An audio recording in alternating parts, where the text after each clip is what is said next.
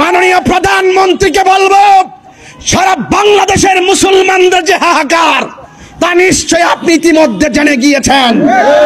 অবশ্যই সংসদের মধ্যে সেই কুরুচিপূর্ণ বক্তব্যের বিরুদ্ধে তীব্র নিন্দা জ্ঞাপন করার বিনীত অনুরোধ করছি।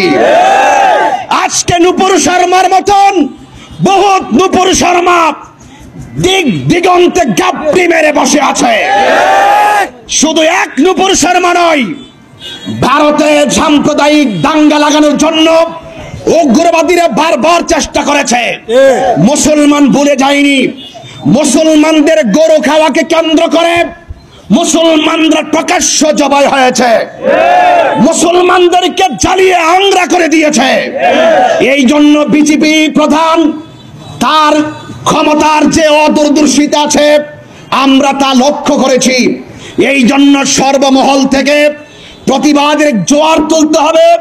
যেই কোনো সংগঠন, যেই কোনো আহলে সুন্নাত ওয়াল জামাত, যেই কোনো মানবিক সংস্থা হোক, যেই কোনো সংগঠনের পক্ষ থেকে যদি রাসূলে পাকের ইজ্জতের ব্যাপারে যদি প্রশ্ন তোলে, রাসূলে পাকের বিরুদ্ধে যদি কেউ কথা বলে, সকলকে ঐক্যবদ্ধভাবে রুখে দাঁড়াতে হবে। ঠিক কিনা বলেন?